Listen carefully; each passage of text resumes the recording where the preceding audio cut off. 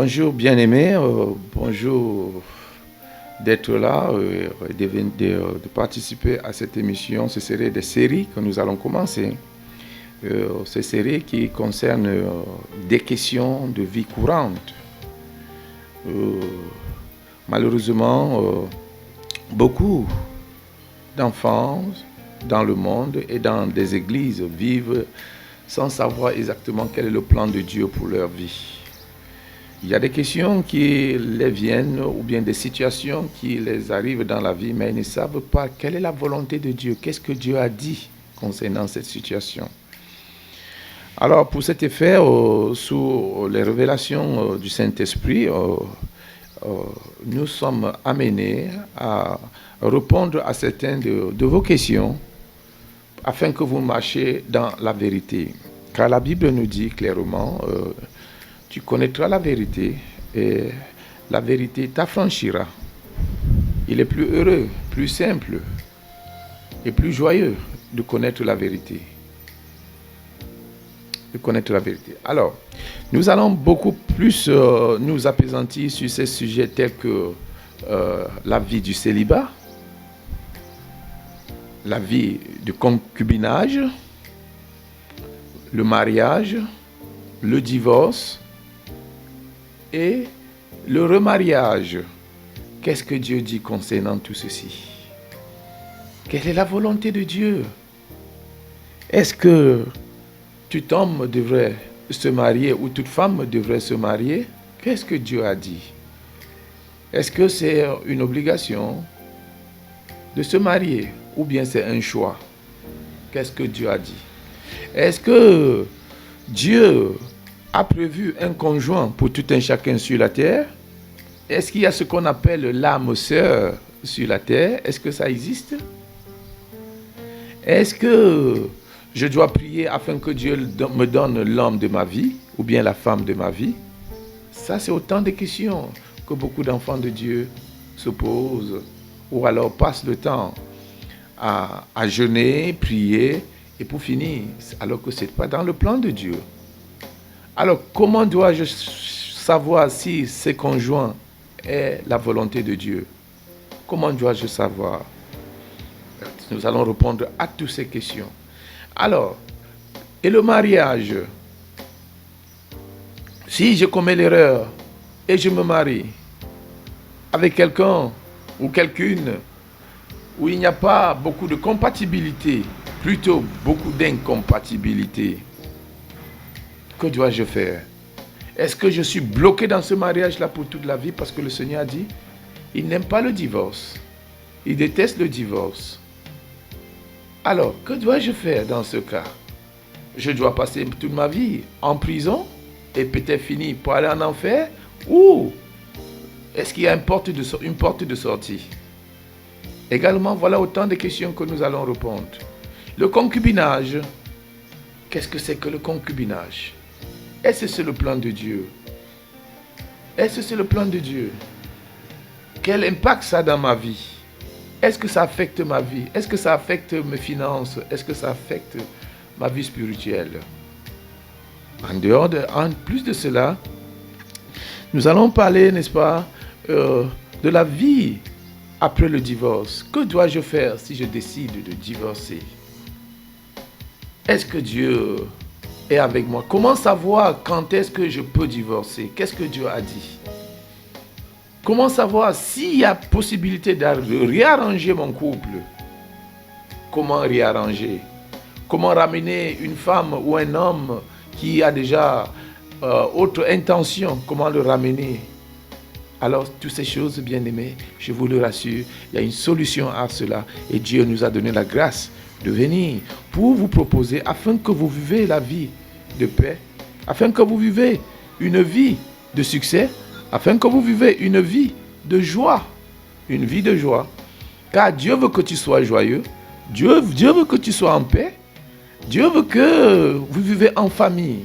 Nous servons un Dieu qui t'aime, un Dieu d'amour, et non un Dieu de tristesse, et non un Dieu qui est fier de voir ses enfants périr.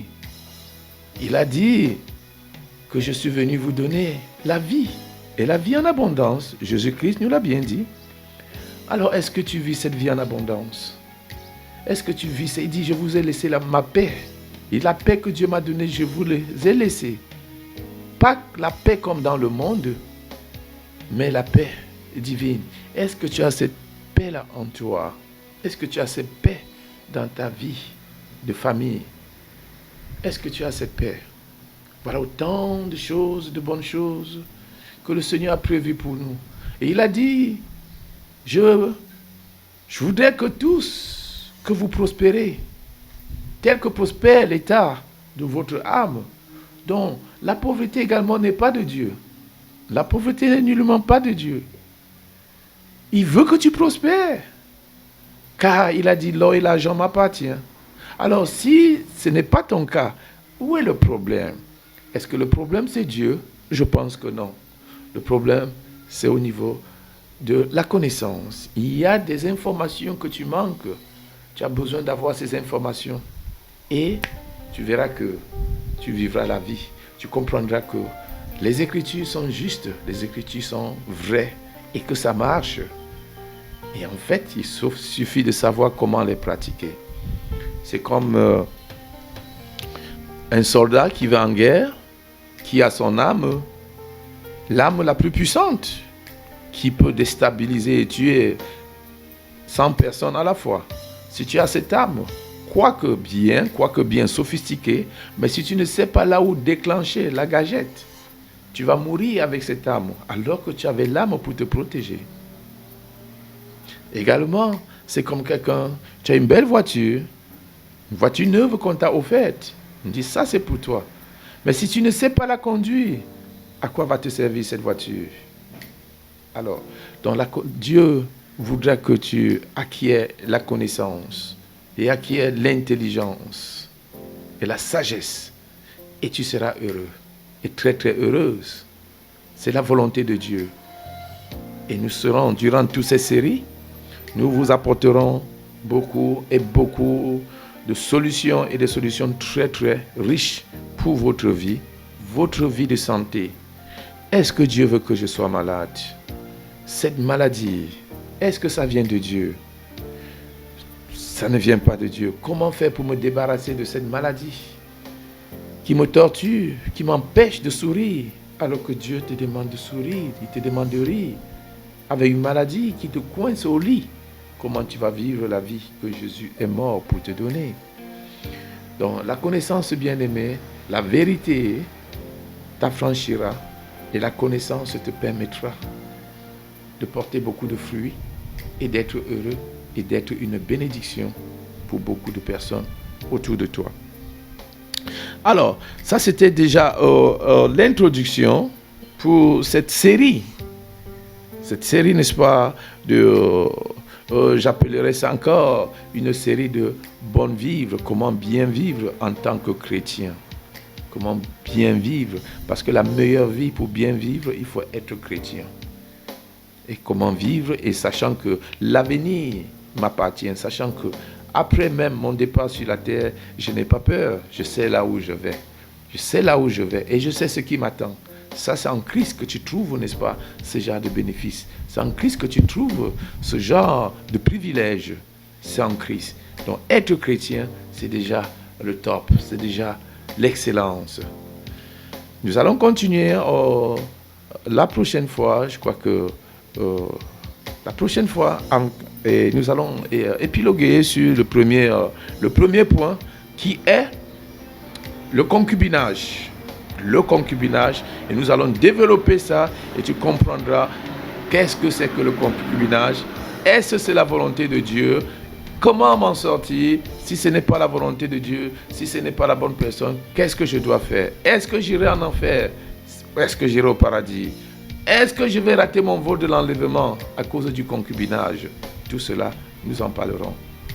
D'ici là, restez bénis et restez très très bénis pour la gloire de notre Seigneur Jésus-Christ.